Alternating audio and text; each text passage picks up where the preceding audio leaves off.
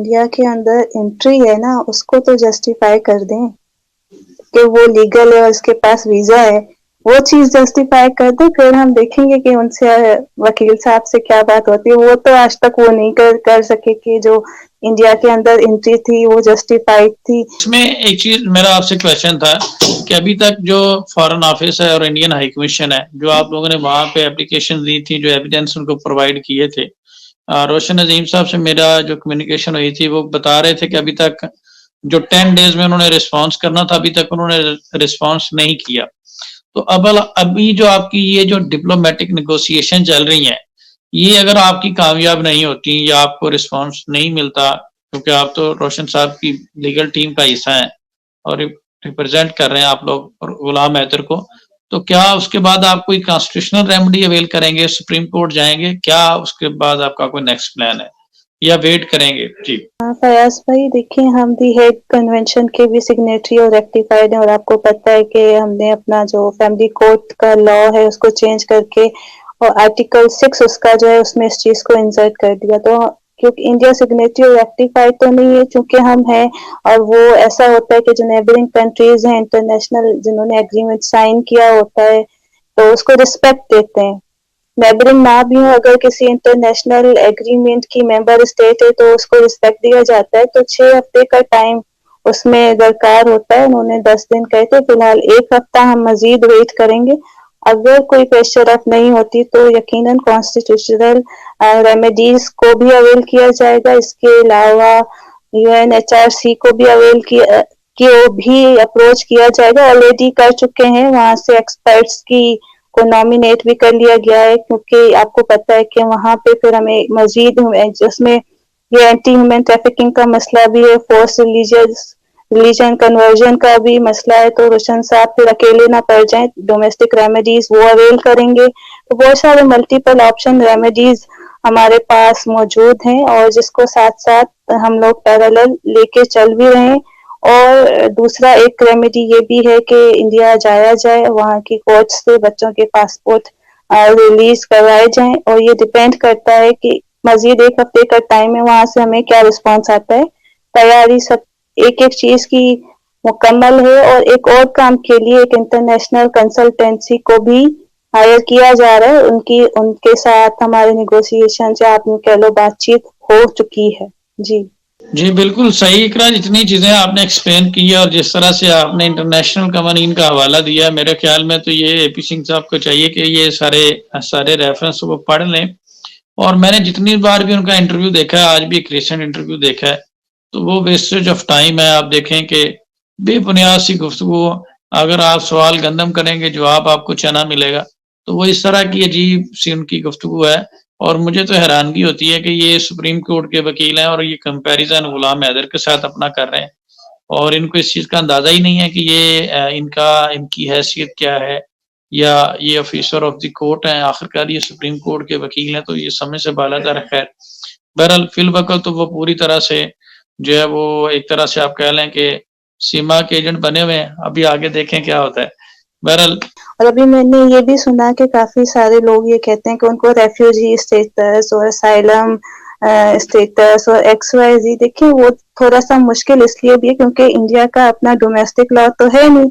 फिर ये आ जाएगा UNHRC का मैंडेट आ जाएगा, उनकी प्रेजेंस तो इंडिया के अंदर है, लेकिन वहां पे तो ऑलरेडी एक ईमेल गई हुई है, उनका रिस्पांस भी आया है, मैनुअल पटिशन के लिए वो डॉक्यूमेंट्स भी आ चुके हुए हैं, और ऑनलाइन सेशंस भी हमारे वहां पे बुकते हैं। तो वो क्या कर लेंगे, आप बताएं जरा। दूसरा कि उसमें भी आपको तो पता है, आप वकील हैं, आपको तो पता है कि जिस टाइम पे एंट्री हुई है ना, उस टाइम पे तो इनको कोई खतरा नहीं था, और ये खुद अपने स्टेटमेंट देती है कि मैं शादी के लिए मैं आई हूँ, मैं ये कर रही हूँ, मैं वो कर रही हूँ। तो अब मुझे बताएं कैसे इनको जान का खतरा हो गया। और दूसरी बात ये होती है कि यहाँ सारी चीजें अब डिजिटलाइज हो गई हैं, FIR सब कुछ डिजिटल होता है, तो उस रिकॉर्ड को ना आप उसमें अमेंडमेंट्स भी नहीं कर सकते, आप उसको चेंज भी नहीं कर सकते। जब ये पाकिस्तान से निकली हैं तो इन्होंने किसी को नॉमिनेट नहीं किया होगा कि मुझे XYZ से जान का खतरा है, या मैंने ये चीज की है तो मुझे जान का खतरा है। अब ये सारे गेम्स तो वहां पे जाके खेले जा रहे हैं, तो इस चीज को वहां पे कैसे जस्टिफाई करेंगी। جی بالکل بھی. اور ابھی آپ دیکھیں ان چیزوں کو تو جسٹیفائی کرنا ایک الگ ہے, ابھی تک اس کے اوپر ایک FIR بھی موجود ہے, اور اب ہمیں یہ نہیں سمجھ آ رہی کہ اسٹیٹ اپنے موقف سے کیسے پیچھے ہٹے گی. وہ ان کو تو پراسیکیوٹ کرنا پڑے گا اس حوالے سے. اور ابھی آپ ایک چیز دیکھیں, یہ تو انہوں نے جسٹیفائی کیا کرنا ہے, یہ تو وہ آج تک ان چیزوں کا جواب ہی نہیں دے سکے. آرٹیکل 5 to 11 جو ہے وہ انڈین کانسٹیٹیوشن کے, وہ بھی یہی کہتے ہیں کہ انلیگل امیگرینٹس کے لیے کوئی اسپیس نہیں ہے, اور وہ ساری چیزیں پروو ہو چکی ہیں. فارن ایکٹ کی جو وائلیشن ہے وہ ساری چیزیں پروو ہو چکی ہیں. لیکن آج مجھے بڑی حیرانگی ہوئی, آج وہ وہی بات پرانی کر رہے ہیں کہ جی 4 سال ہو گئے ڈیورس ہوئے. تو مجھے تو لگتا ہے کہ یا تو یہ کسی صدمے میں ہے, یہ جو لاسٹ چکر لگا ہے روشن عظیم صاحب کا اور غلام حیدر کا, تو یا تو اس کے بعد یہ کافی زیادہ ڈپریشن میں چلے گئے, صدمے میں, جو اس طرح کی باتیں کر رہے ہیں. حالانکہ ڈیورس ہوئی ہے وہ تو پروو کر دیا ابھی تک آپ لوگوں نے آن لائن میرج سرٹیفکیٹ دکھا کے کہ وہ میرج انٹیکٹ ہے. تو یہ کیسے کہہ رہے ہیں کہ ڈیورس ہوئی ہے؟ تو یہ میرا خیال ہے یا تو کسی خواب خیالی میں ابھی تک. تو اگر ایسا کوئی معاملہ ہے تو ہمیں دکھائیں تو صحیح کہاں پہ ہے وہ ڈیورس پیپر جو یہ کہہ رہے ہیں کہ ڈیورس ہوگی. جی چلے, یا کوئی ریکارڈنگ ہی دکھا دیں جس میں وہ وربلی ان کو ڈیورس دے رہے ہیں, یا کوئی گواہی لے آئے, کوئی گواہ لے آئے, پاکستان سے ہی لے آئے. بالکل صحیح بات ہے. ویسے تو سیما ادھر واش روم میں بھی جائے تو وہ ویڈیو بنا دیتے ہیں, لیکن اس حوالے سے کوئی ویڈیو دکھا دیں یا کوئی چیز دکھا دیں یا کوئی پروف دکھا دیں, ہمیں پتہ چل جائے کہ وہ صحیح کہہ رہے ہیں. یا کوئی آن لائن ہی بتا دیں کہ اس نے کسی واٹس ایپ یا کال کے ذریعے کہا ہو کہ جی ڈیورس ہو گئی ہے. ویسے تو وہ بہت ساری آڈیو اور اس طرح کی چیزیں لے کر آتے رہتے ہیں. تو بہرحال فیاض بھائی, ابھی ان کا دعویٰ ہے کہ میری ایک کسی نے لنک بھیجا تھا, نیوز 5 چینل ہے, نیوز 5 کچھ ایسے کر کے یوٹیوب کا ہی چینل ہے, تو اس پہ وہ کسی لیڈی کا نام لے رہی تھی اور بتا رہی تھی کہ وہ ہندو ہیں, اور میں اس کو پتا تھا کہ میں سچن سے بات کرتی ہوں, میرا ہندوازم میں انٹرسٹ ہے, یہ ہے وہ ہے. ٹھیک ہے, تو پھر کوئی تو ایسا بندہ رہا ہوگا نا جس کے سامنے غلام حیدر نے ڈیورس دی ہوگی, یا کسی کو اس نے بتایا ہوگا. اس کا نام تو آج تک نہیں لیا کہ فلانے کے سامنے مجھے ڈیورس دی تھی, یا جب مجھے دی تو میں نے اس کو یہ بات بتائی.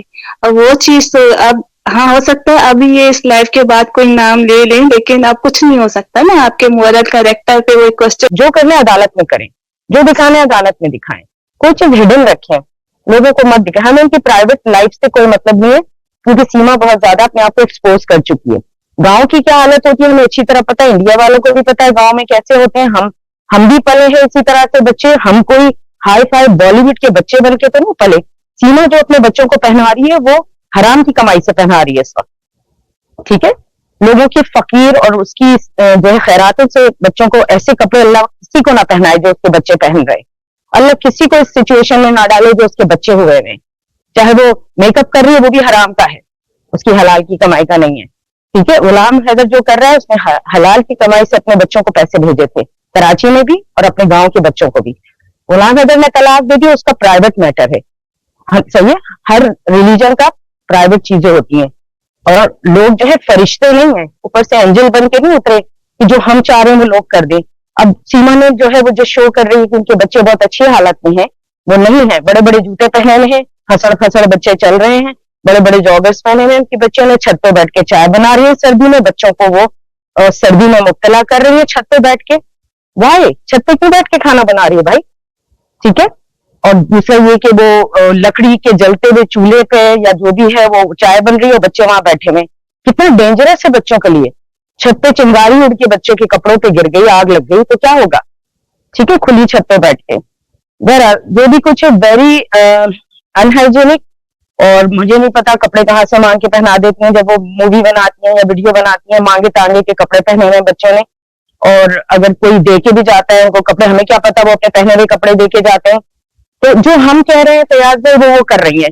ہم ٹیچر ہیں سیما کے بچوں کے, ہم سوشل میڈیا بچوں کو بتا رہے ہیں سیما یہ کر دو, سیما اپنے بچوں کو دیکھو, سیما اپنے بچوں کو کھانا کھلاؤ, آلو مت کھلاؤ, ویری ویری امبیلنس ڈائٹ جو ہے, ڈائٹری چارٹ دیکھ کے کھانا کھلاؤ, پیرامڈ ہوتا ہے فوڈ کا.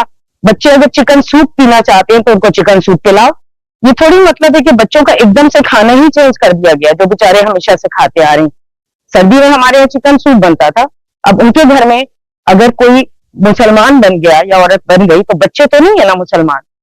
بات تو جب ہوتی کہ آپ کا دل اتنا بڑا ہوتا کہ آپ اس کے بچوں کو ایک مسلمان ٹیچر لگاتے, قرآن کی تعلیم دلواتے. زبردستی نہیں ہوتی, اس کا باپ تو یہ چاہتا ہے کہ وہ مسلمان رہیں بچے. ہم نے ایک انڈیا کا, میں نے پہلے بھی ڈاکٹر صاحب کے سیشن میں ایک بات بتائی تھی کہ جب پاکستان تقسیم ہوا اور انڈیا, تو ایک بچی جو تھی وہاں رہ گئی تھی انڈیا میں, اور ان کے ماں باپ جو تھے ان کو بھاگنا پڑا, جو بھگدڑ مچ گئی تھی.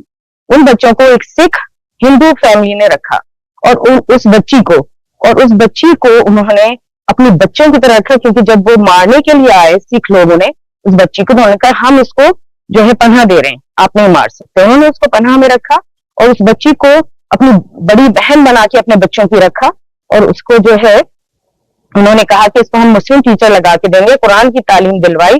اور مگر وہ پوری چابیاں انہوں نے اپنے گھر کی اس بچی کو دے دی. انہوں نے اس کا دھرم نہیں چینج کیا. بات تو جب ہوتی جب آپ اس کو اوریجنل بچوں کو اوریجنلٹی کے ساتھ ان کو پناہ دیتے, تب ہم آپ کو شیر کا بچہ مانتے, تب ہم آپ کو بہادر فیملی مانتے, تب ہم آپ کو مانتے کہ آپ نے واقعی میں جو ہے نا بچوں کو ایز اٹ از قبول کیا ہے ایز اے باپ, تب آپ باپ ہوتے. اس باپ کو میں سلام کرتی ہوں جو پاکستان کی تقسیم کے وقت اس بچی کو پناہ دی. اس سکھ فیملی نے ابھی تک کانٹیکٹ میں کیا ہوا ہے, اس بچی کو شادی کرائی پاکستان میں مسلم لڑکے سے.